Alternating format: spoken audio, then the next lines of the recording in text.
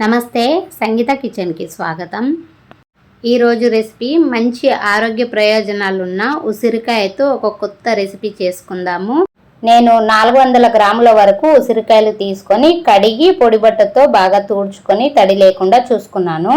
ఇప్పుడు ఇలా కుడకలు తురుముకునేది ఉంటుంది కదా, దాంతో ఉసిరికాయలన్నిటినీ బాగా తురుముకోవాలి.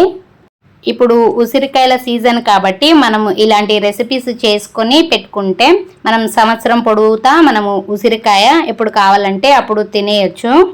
చూడండి, నేను ఉసిరికాయనంతా ఇలా తురుముకున్నాను కదా. ఇప్పుడు దీంట్లోకి ఒక మీడియం సైజు బీట్రూట్ కూడా తురిమి వేసుకుందాము.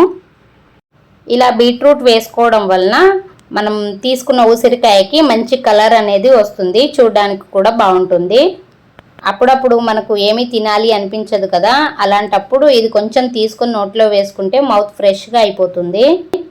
దీంట్లోకి 1 టీ స్పూను బ్లాక్ సాల్ట్ వేసుకోవాలి.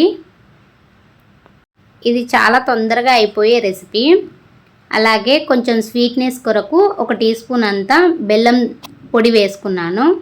1/2 టీ స్పూను ఆమ్చూర్ పౌడర్ కూడా వేసుకుంటే కొంచెం పుల్లగా బాగుంటుంది.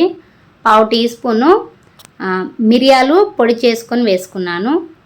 1/2 టీ స్పూను ఎండబెట్టి మిక్సీ పట్టుకున్న అల్లం పొడి కూడా వేసుకుంటున్నాను. ఇవన్నీ వేసుకొని బాగా కలుపుకోవాలి, అంతా కలిసేటట్టుగా. ఈ ఉసిరికాయలతో చాలా తొందరగా అయిపోయే రెసిపీ ఇది. మనము ఎటువంటి ఉడకబెట్టడం కానీ ఏది లేదు.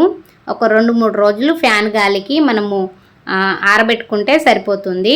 లేదంటే మీకు డైరెక్ట్ సన్లైట్ కనుక వస్తే సన్లైట్ కింద మీరు ఎండబెట్టుకుంటే 1-2 రోజుల్లో ఎండిపోతుంది.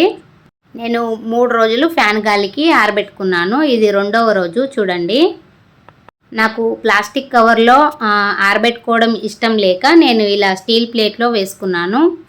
మీకు నచ్చితే మీరు ప్లాస్టిక్ కవర్ వేసి ఆరబెట్టుకోండి. నేను 3 రోజుల తర్వాత చూడండి బాగా పొడిలాడుతూ ఉంది కదా. ఇప్పుడు దీన్ని ఏదైనా గ్లాస్ జార్లో వేసుకొని స్టోర్ చేసి పెట్టుకుంటే 2-3 సంవత్సరాల వరకు కూడా ఫ్రెష్గా ఉంటుంది. ఉసిరికాయలు తరచుగా తింటూ ఉంటే ఉసిరికాయలో సి విటమిన్ చాలా ఎక్కువగా ఉంటుంది కాబట్టి స్కిన్ ఎలర్జీ ఏమైనా ఉంటే తగ్గిపోతుంది, హెయిర్ గ్రోత్ చాలా బాగుంటుంది, జీర్ణశక్తి కూడా పెరుగుతుంది. ఇంకా షుగర్ పేషెంట్లకి కూడా షుగర్ కంట్రోల్లో ఉండడానికి ఇది మంచి ఆహారం అని కూడా చెప్పొచ్చు.